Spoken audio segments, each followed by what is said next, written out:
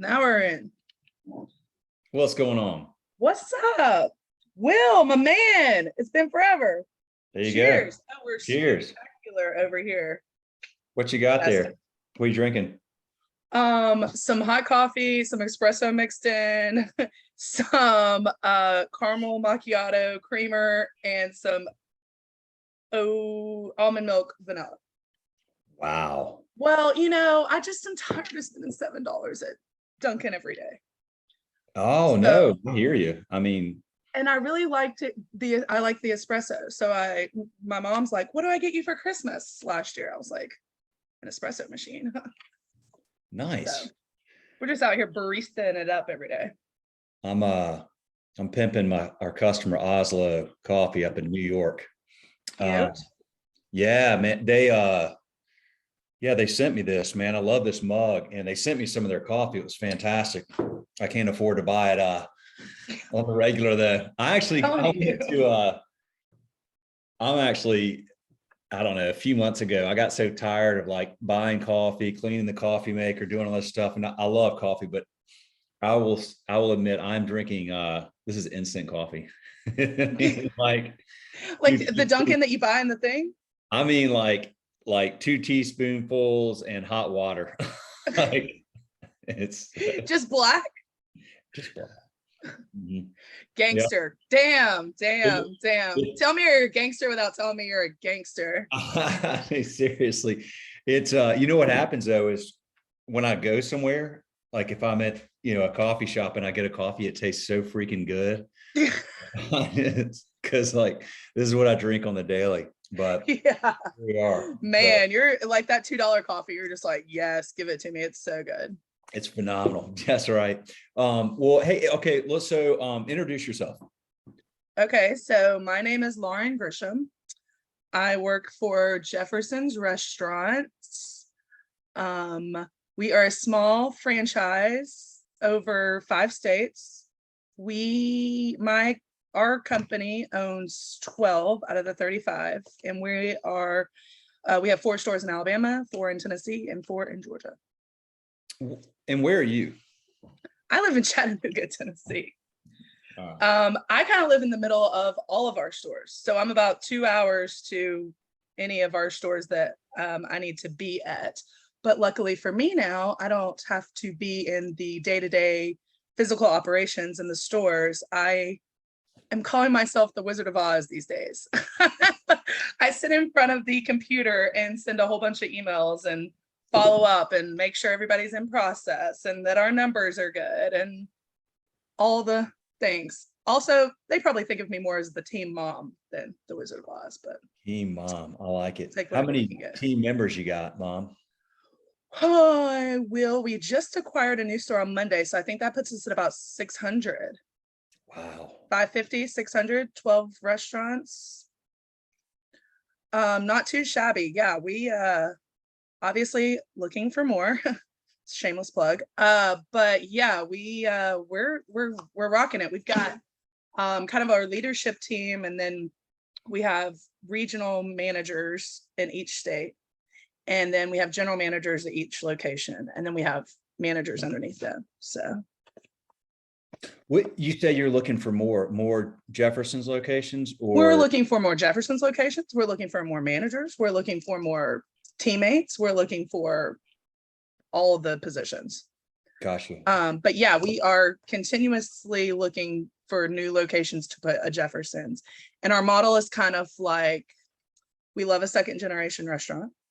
We love going in these small town cities where a Buffalo Wild Wings or a Taco Mac or a Hooters would not go because of demographics, population.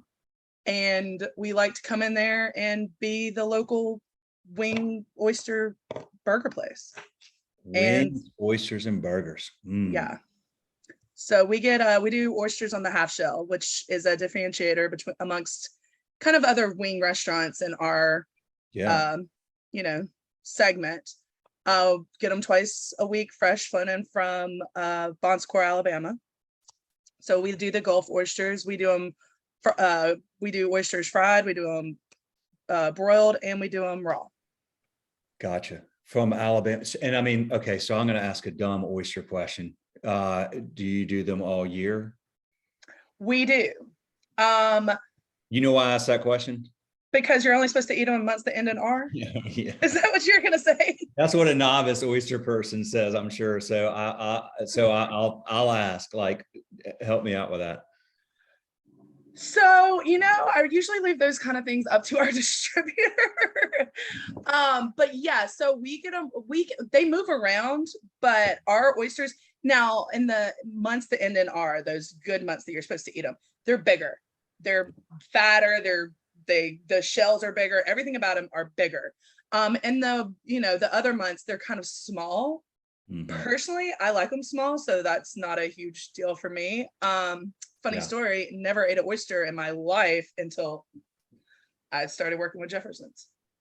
Oysters are awesome. I mean, I don't know a lot about them other than the fact that they're like really good, and they're actually like, they're freaking packed with nutrients. They're like one of the healthiest things you can eat, like pound for pound or ounce for ounce. Or whatever. For sure. I mean, and the cool thing about oysters is that like you can have cold water oysters, you can have warm water oysters, you can have river oysters, you can have Gulf oysters, you can have them from all over the place. And like that's ours are traditionally pretty much the same all the time, but and generically oysters, you can get them from all different kinds of places. And so we do ours pretty much any way that you want them,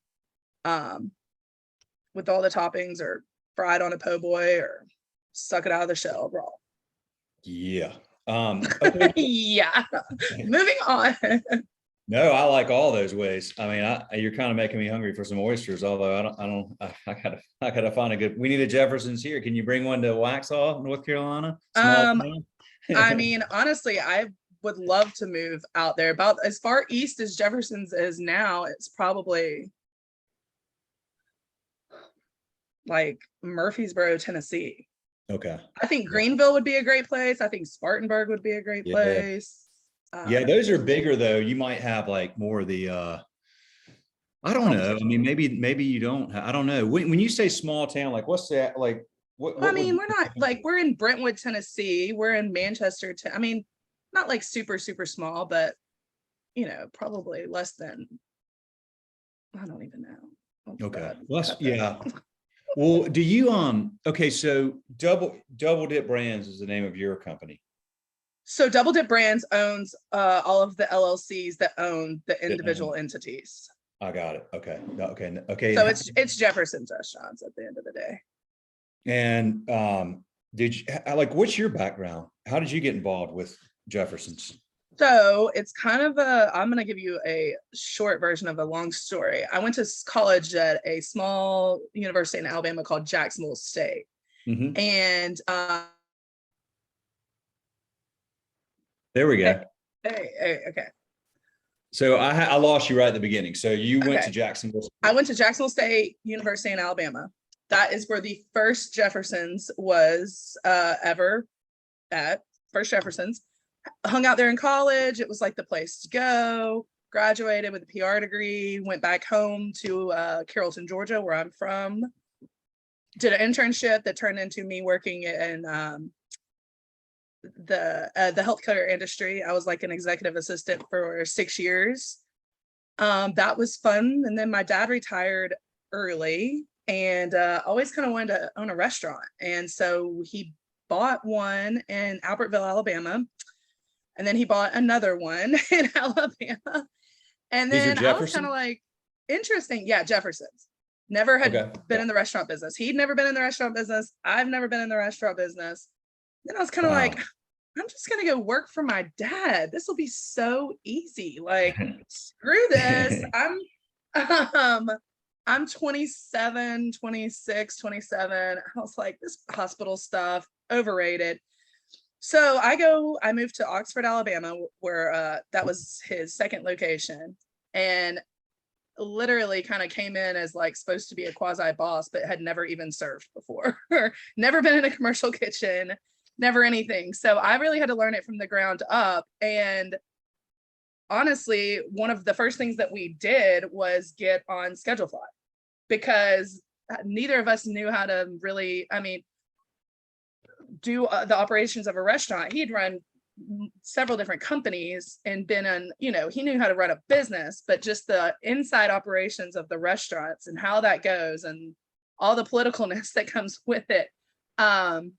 We had to learn. So Schedulefly was actually one of the first things that we did. It's Schedulefly and grease. We got our grease under control because that was one of the things at those restaurants. So these restaurants that we bought were previous Jeffersons. We just brought pre-existing from the previous owners.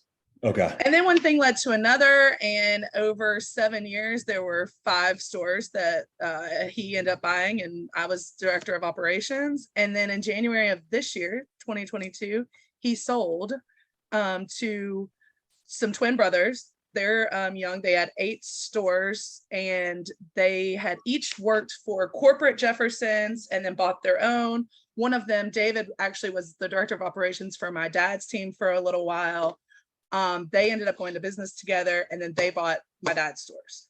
Gotcha. So your dad now retired. I went from working with dad, now I'm working with them. And since they now had 11 stores come this past January, they kind of restructured. We have a president, and we're kind of more leadership based and have really structured a great leadership team and with some leaders for our restaurants. So long story short, starting at Jefferson's in college and now work for them. That's awesome. So your dad officially, he's retired. Dad's retired for the second time. Now he's retired for the second time, and I think he might actually stay retired this time. Might stay retired. Well, that's pretty wild. I mean, that's not an easy thing to do, to just jump into the restaurant business. It's a freaking hard business. It's really ironic because, so we did this, we've done a couple of these books called Restaurant Owners Uncorked over the years. And the last one was in 2017, but I started rereading them recently, and I saw this like really timeless advice. And so on our podcast, I started this series called Timeless Advice. And it's like, I just go back and I'm reading answers that these folks gave me when we were doing these books. And literally a couple of days ago, I posted one where Steve Palmer of Indigo Road Hospitality in Charleston said,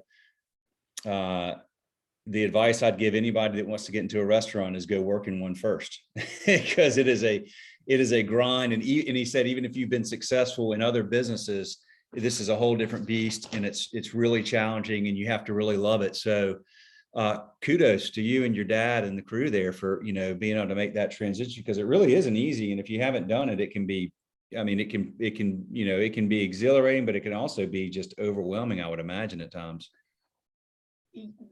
Most definitely. And, it just never stops. Like, there's no weekends off. That's the high point. We don't close on Mondays or, when we're low volume or anything. It's just a daily grind with, a whole different crew, with a lot of people that you rely on to get the job done. And, you have good guys, you have bad guys, you have people that go the extra mile, you have people that are going to steal from you. And, you just kind of have to like take it all with a grain of salt. And I've been all over the place. Like, me saying with a grain of salt now is like LOL funny, because I have been so emotional about it. I'm an emotional person anyway, but it's hard not to be when it's just your whole life. Like, if somebody doesn't come in, at the end of the day, I've got to worry about that. If somebody doesn't do these things, at the end of the day, we're in a better spot now with the structure of leadership that we have, to really make sure the job is getting done.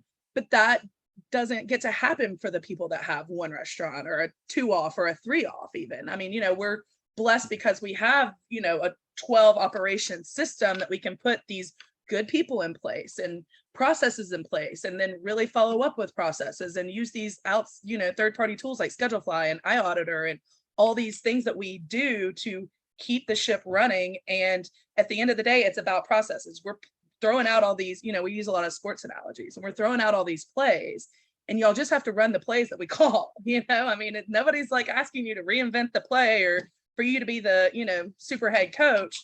We're calling the plays. If y'all just run them, it just runs so much smoother, and it makes everybody happy. And so, using all of these tools in 2022, even like 8 years in, that we didn't have back then, it's it's been really helpful too. So, but yeah, it's not for the faint of heart. I would not say that. It isn't. Well, it sounds like you've got a good, I mean, it's a cool setup because you're hiring in managers that can eventually maybe become a GM, that can eventually become a regional, like you're giving people opportunities, and you said you're always looking for more locations. So as you all grow, there's opportunities to grow within the business.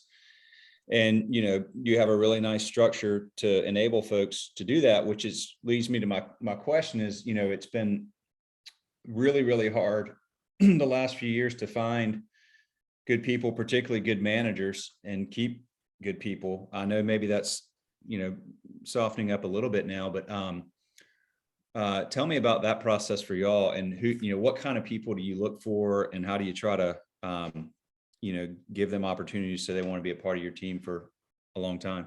So the hiring from within is like the major thing that Jefferson's does and has been so amazing for us. I don't even know the stats now, but at a moment there were like 8 to 10 restaurants that were owned by previous Jefferson's employees, which is like, awesome. But for real, promoting within, from within, I have one of my employees that worked for us when we first owned one of my locations for my dad early on. She worked for us when she was like 17 years old. She couldn't even carry a beer to the table. Somebody had to carry it for her. At some of those people, you just have to let them go, realize the grass isn't always greener. She came back and forth a couple of different times.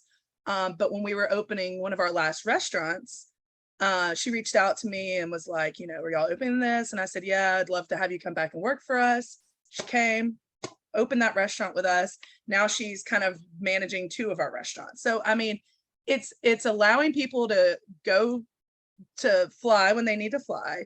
It's identifying good leadership and from promoting within. One of the other things that we kind of started during 2020 and have continued to do is an employee incentive. So, I mean, because the best word of mouth is from somebody that already works there. I mean, I can go and tell you how great it is to work at Jefferson's, but why trust me when your buddy that you hang out with all the time can tell you? So we did this employee incentive. If you bring in an employee, they last 90 days, you both get $100 cash. There's no max on that. If you bring in 10 employees, they last 100 days, you get $1,000. I mean, and it's word of mouth and it's retention. If you last 200 days, you get X amount of money. So that's been beneficial to our locations, as well as just staying fair. Like if people, we really are trying to stay fair and set to schedule.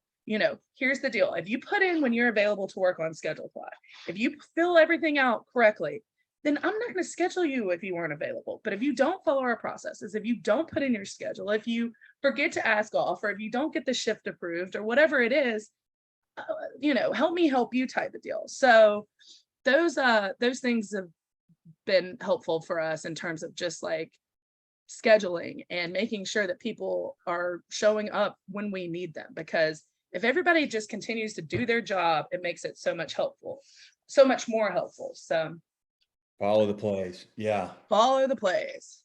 Well, I will say, we do this to talk to people about their career in hospitality and their story and why they love it and stuff like that. And you've mentioned our company, Schedule Fly, a few times. So I will thank you for that. Well, you're welcome. That's really kind of you. I mean, we always appreciate that, of course. And, y'all been a long time customer, so we appreciate you very much.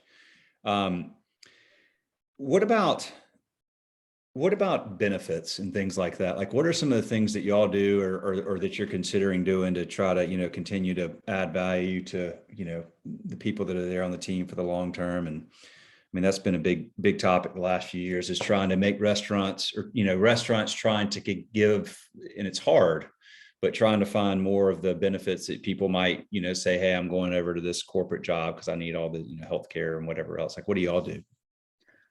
So we're not currently offering benefits to really any of our leaders. And that is one of the goals that we had in kind of merging these businesses and with the transition, and now having more of a set leadership team, is to really get that rolling. And that's a 2023 goal for sure.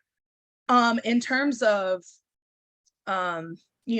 some give back to our employees, we've been known to help with loans. We've been known to help with some insurance, with, all of our GMs get paid vacations.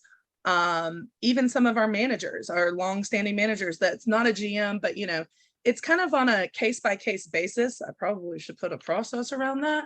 But there's loans, there's helping getting a car, there's gas, there's all the things that are beneficial of a mom and pop business, we still get to have, but we have the security of a corporate business. And that's kind of hard to say, because we have that, we are a corporate business. We're a franchisee. We have, 12 individual franchises, but we're also owned by two brothers. We're also owned, our leadership team, I've been friends with them for 8 years. Our vice presidents went to high school with them. I mean, we're kind of like a little small dysfunctional family as it is. Yeah. And we just want, and there's a lot of love that trickles all the way down, and we want to help people out.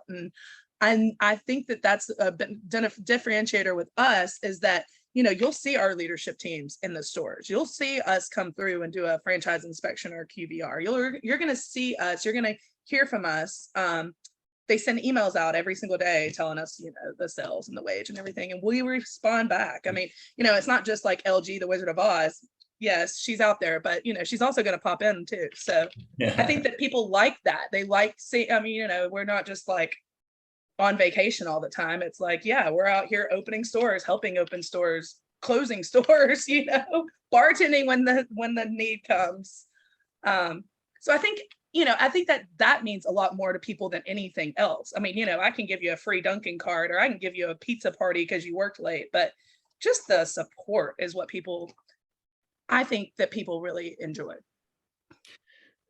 Knowing that you care. Yeah, absolutely. Yeah. Absolutely. Yeah. Do you, when you are looking for new locations, and you mentioned so one where there's already been a restaurant, is it typically a standalone building, or are they part of a development, or is it any of the above? They're literally range from little hole in the walls to like standalone 5,000 square feet. Like, we are all over the place. We love a little shopping center nook. We love a standalone. That's kind of that's the cool thing, is like, the restaurants are all average, in terms of sales wise. We have we're anywhere from like 50 a week to 20 a week in terms of the 35. So it kind of ranges differently, but some restaurants have 12 booths in Summerville, Georgia, and some, have a 300 seating capacity in Carrollton with big patios. Some have big patios, some have no patios. Yeah. But that's kind of the cool thing, is because they're all kind of individual and kind of quirky in themselves. So, and the brand is strong in our little trifecta states. So it really, it's cool for the guests, because they can come in, they may have one at home that looks one way, and then they come into this one and they're like, oh man, this is like totally different, but it's the exact same food. So that's cool too. Do y'all buy any of your real estate, or lease it, or both? So the owners of Double Dip Brands, their other job is a property management company. And they're starting to buy properties within that. So the last restaurant that we bought, or they opened, is in Kimball, Tennessee, and they bought that building, that property. Okay, gotcha. But the other ones we lease mostly. You mostly lease? Okay. Do you ever get involved in the lease discussions? I've been involved in some of them, but not really the haggling, more like, please sign. Here's your DocuSign. I got you. I always find that to be fascinating, because it's such a, you mess up a lease, you can, you got to get those things right. A lot of times, the landlords want to charge more than, if they don't know a lot about restaurants. So you got to have one that understands what, restaurants are going to pay, like, whatever it is, 6-7% of revenue, or 8% or something like that. Yeah. So we've done them all kinds of ways. The cool thing about our company now is that our president, his name is Sean McCooey, he actually helped start the brand. Him and his name was Jefferson Webb, Jeff Webb for Jefferson. They started the first restaurant. They started franchising them out. They actually sold the brand about 6 years ago to a franchisee. Sean retired. Actually, he went and worked. He can't sit still. He's kind of like my dad. I'm sure he'll retire a couple more times, but he's young. He's 50, and he went to work for Cisco. Because I mean, who better to be a Cisco guy than somebody that's owned a restaurant brand? I mean, he knows all sides of it. So we went and did that and kind of piddled around and did that.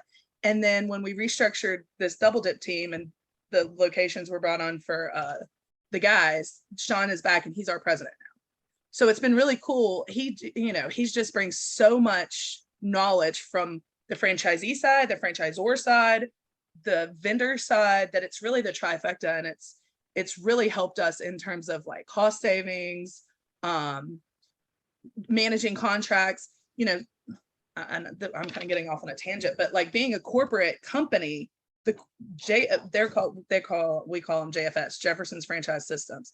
They have the power to manage a lot of these contracts, the Cisco contracts, the whatever contracts. And we identified that they weren't managing like an Echo Lab contract for our dish machines. So we have 12 stores. Why can't we manage that contract? So, we're kind of diving in and figuring out different cost savings ways that, it's beneficial to have when we have 12 stores versus when we only had 5 or 8 as they had. So that's been fun. And it's really been cool just working with everybody on this new team. And honestly, it's kind of been cool not to have to be like the boss. I mean, I'm, like when it was just Dad and I was the director of operations, everything came back to me. And now it's like, there's so many people I have so much more help, and everybody has their job and everybody kind of stays in their lane. So it's nice. Do y'all, there's like things you can control and there's things you can't control, the economy's interesting right now. Who knows if we're heading into a recession? Like, do y'all talk about that stuff, or do you just stay focused on, the things that like the daily and I say that in the sense of like, okay, do you go, well, signs are pointing south, possibly, maybe we, need to hold off on some of the projects we're thinking of for 2023 or the new locations, or do y'all just keep barreling ahead and, play the long game? So far, we have not stopped.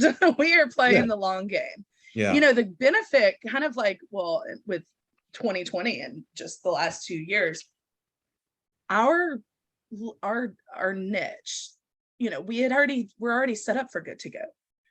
Our food is good to go, so we really kept afloat well during all of those weird kind of times. I mean, we kind of stopped our excessive buying in terms of just silly stuff and, cranked down on, send us your t-shirt inventory before y'all start buying more t-shirts and don't go crazy on Webstrat and all of the things. But our little niche that we're in did really well to go and for that. And for that, we have kept on moving.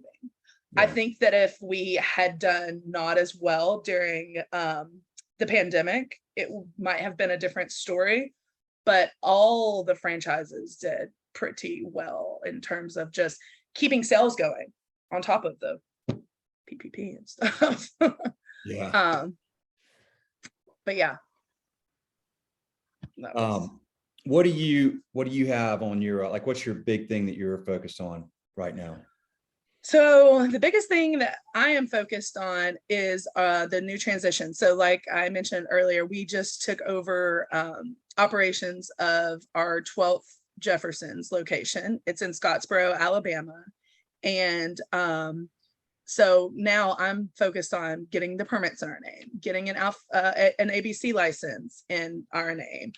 We just got the lease fully executed yesterday. So I'm got to put all the utilities and all the vendors. And, I just added a new Schedulefly account and all the things that like go into like, making sure our processes are in place and having people on the ground that can put our processes in place, because there's a million ways to run a restaurant. I mean, and just because this is what we want to do doesn't mean it's wrong. It's different, you know, just because it's different doesn't mean it's wrong. And sometimes people aren't as welcoming to, you know, all the changes. I don't love change myself, but it's, you know, it's trying to come in and help people understand, like, hey, it's not that you were doing it wrong. What you're doing isn't wrong. It's, this is, we want to run these processes to help you, to make things more efficient, to make things easier. And so, you know, it takes a little time, but making sure that, you know, these kind of things run smoothly is kind of where I'm at right now. I do a lot of the social posting. I've done a lot of research on that, because socials are changing, and how people, you know, see socials and just see marketing, and how people see my restaurants on marketing. I created a TikTok. I'm like, who would have ever thought that, you know, a restaurant needs a TikTok account? But that's where people are going to see anything these days. So your girls out here ticking and talk. Well, me not ticking or talking, but my girls, they are. You got to do it. So are you? So you're the company mom for 600 people. Chief process officer. Chief process officer. Do you? What do you do for fun? What do you do outside of work? So I love live music. I've been following a band around the country and some other countries for about 21 years called Widespread Panic. Dude, I that's hilarious. Like I could tell just by I was like, Carrollton, I bet she's a Widespread fan. Like, well, it damn sure is not Fish. I'll tell you that. Yes. Yes. So I have not followed them as much. I've been to I don't know how many shows, but I've been a fan for a long time. Great group of dudes. So you've seen them all. Have you been like down to Mexico and all that, or? Yeah, my dad, before he retired, worked for a paper company in Atlanta called Mead Packaging. They have a division of paper products, all these things. They had a suite at Phillips Arena. Yeah. So I'm 16 in 2001, 12/30/01, and my sister's 14. And like, we heard that Panic was cool around school and everybody was going. We're like, Dad, we know that you have these tickets to the suite. We're going to need to go. And he's like, well, I'm not taking y'all. I'm not spending my New Year's up there, but I'll take y'all on the 30th. He didn't know what they were. Bless him. Now, my sister's name is Melissa. He's an Allman Brothers fan. It's cool. So we went. Dad had a great time. Us, we're just like, holy moly, what is happening? Thank God we were in the suite, weren't like amongst all the crazy at 14 and 16. But that pretty much popped the top, and we haven't looked back. Yeah, we just New Year's was supposed to be our 20th year anniversary of seeing Panic, but that got canceled due to the corona, and so they redid it in August. So my sister and I went together to those shows. But I like sailing. My fam likes to go sailing in the British Virgin Islands. Love to do that. Yeah. And I just like traveling. Yeah. I'm single, no kids, no husband, no dog, nothing I could kill accidentally or on purpose. So we just like to go. You have some, that's great. Where's, like, have you been to see, you've seen Widespread in a lot of places? Like, have you been to Mexico or Europe? Yeah, Mexico, the Dominican. Wow. All over this country. Do you know those guys? I've met them in passing and like through VIP events, but like, I'm sure they don't know who I am. We can pretend. Yes, besties. No. You meet people over the years, but not like on the guest list. Yeah.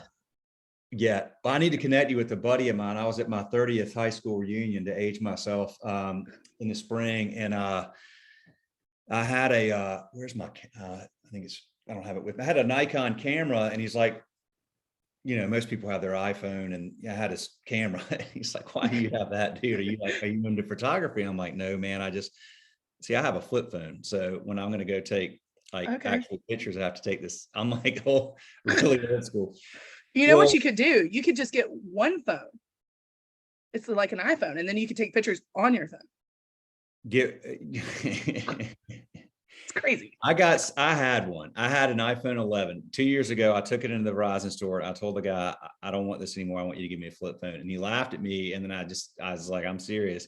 Because I got tired of having all that stuff with me all the time. I couldn't deal with it. So, but I got this camera. And he's like, nice camera. And I mean, I'm not a photographer. And he's holding it and he's looking at it. I'm like, dude, are you into photography, Andy? He's like, yeah, I do. It's kind of my thing. And it's my job or whatever. It's what I do. And I'm like, oh, what do you do? Well, sure enough, he had spent like he was Tom Petty's photographer. And he's been Widespread's like one of their main photographers for like. What's his name? Andy Tennille. Yeah. Yeah. Yeah. I mean, I've seen his stuff. Yeah.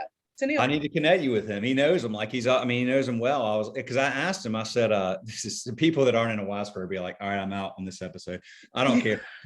We'll get back to restaurants in a second. We'll wrap it up. But I did ask him, I said, all right, I have to ask this question because I don't know if I want to know the answer, but I want to know the answer because I've always thought that John Bell, and for those of you listening, John Bell is the lead singer of Widespread. I was like, I've always thought he seems like a really cool dude. Like, is he a really cool dude? He's like, dude, he is as genuine and down to earth as you would think. He's the coolest guy. And he goes, I promise, I understand you being hesitant.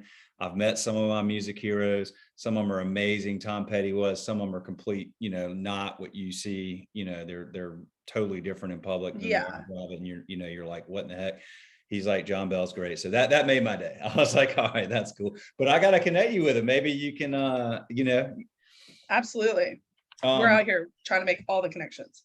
Well, so, you got your hands full, and it sounds like you seem like you're having fun and you're really into what you do, which is such a big part of this business. I mean, it's, while you may not have come up in it initially, you've been in it a while, and it's clearly, you've got that hospitality mindset, which is just like, I mean, that's just what it comes down to that. Like, if you don't have that, I don't think you can make it in this business because it really does have a lot of its own unique challenges, and it does never stop. And there's somebody quits, the ice machine goes out at 2 a.m.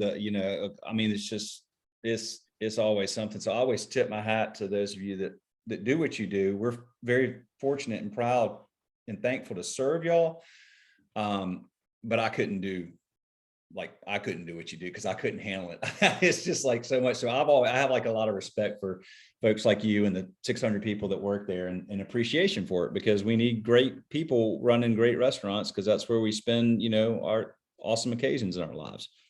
Well, you said it. It's the great people. I mean, I can do, what I do, but it's the people that are on our teams. It's the people that we choose to surround ourselves with. It's the vendors that we pick. It's the it's the aesthetics that we do. It's the buildings that we're in. It's all the things. But really, at the end of the day, it's the people, because I can't be here. We can't have good restaurants. Any of my people, other restaurant industry people, it is the people. And that the people is the blessing and the people is the curse sometimes, but more times than not, it is the blessing. And, it is a family, and it's so cliche to say it, but it really is a family. I mean, we're with these people more than we're with our real families, and we confide in them more than we confide in our real families. And we, they're the families that we choose, because even at the end of the day, after a hard shift, after a long Saturday night, those guys are still going to go out and have a beer together, or still go out and,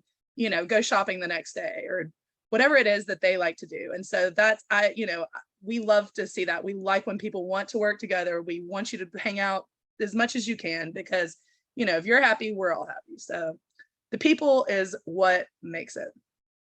Love it. Wow. Coworkers are the best.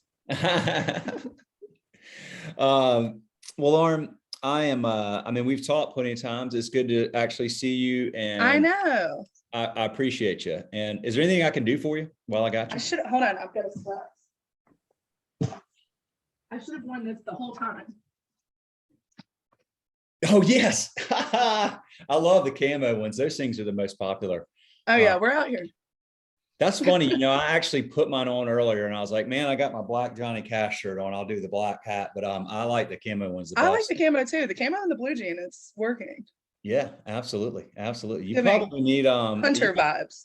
you got that many people now. I need to send more. I don't send enough. They always go crazy over the little swag packs. So thank you. Yeah, I had to keep one of them for myself. I'll get another box. That's always my gift for anybody doing the podcast. So we'll get some more in the mail to you for sure. Do people like the socks? Have I sent you the socks? Yeah, you sent me the socks. I haven't seen them wear them, but I'm not there all the time. They wanted them when I popped in. They're like little scavengers, like everything I had. They're super comfortable. Those socks are great. They're cute. They're cute. Yeah. You know what, we're a little, do y'all have like a lot of people, particularly in your kitchens now, that are wearing Crocs?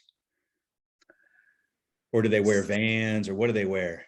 So we just actually signed up with Shoes for Crews. So they're kind of starting to go to that, but I just tell them they can wear anything they want as long as they're not slip. Well, I'll tell you why is we've seen a lot of people that are wearing Crocs, and Crocs has like a hospitality theme set of shoes that they design. Like, they're still Crocs, but they're like made for hospitality people. Oh my God. Are you doing the Croc little hole fillers that say schedule filler? Well, maybe, but check this out. So we have an in through a customer in Boulder, because Crocs is headquartered out in Broomfield, Colorado, and they're near Boulder. And long story short, I have a good customer, Dave Query, out there that connected me with a friend of his who's been with Crocs for a long time. And we have a sort of a high level summary proposal that's being put in front of the president of Crocs the goal would be to initially probably just offer a discount, but what we'd like to do is have how like a lot, like the socks that we send you and some of the hats just say fly. Like my goal, like I would love to have a co-branded hospitality shoes that have fly on them that we can. That'd be cool. We got 250,000 end users, so we'll see what happens. I don't know. That just came about in the last few days, so I'm pretty. That's pretty cool. That. Yeah, I like the fly. Where is it? The fly vibe. Yeah, so we'll see. I don't know. But yeah, Shoes for Crews seems to be pretty. I mean, a lot of folks. I should probably talk to them. We should probably get a discount, because see, what we're trying to do now is like find companies that that want to leverage and work with us to market their services. Like we got 6,000 restaurants and 250,000 end users, and there's different businesses that we're talking to try to find opportunities where we can, if we really believe in what they're doing and like the business and like the way they treat customers and all that, which are all the key criteria, then if they've got a great product, we're trying to find ways to like Flip. Actually, I got my Flip card here, so this is there's some stuff about it on the mobile site now, like when your employees log in. Flip said, I'll just give a plug. It's a FLYP. They're a mobile bank, and it's a debit card, but it's a rewards-based debit card. So if you like when you use a credit card and you get cash back or stuff like that, well, this is the debit card that does that, and they've got this they've got a flip wheel, and you use your flip card, you spin the flip wheel, and you can get up to 110% cash back.